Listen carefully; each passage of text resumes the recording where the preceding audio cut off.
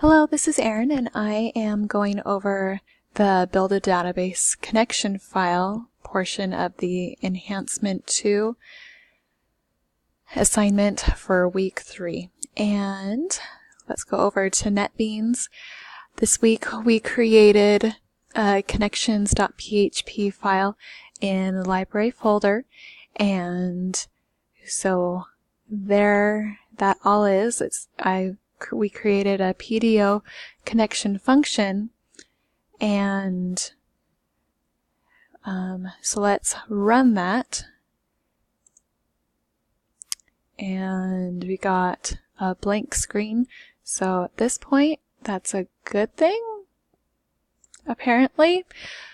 And so now I'm going to mess up the file. And let's run that again, see what we get. And now we have the error page.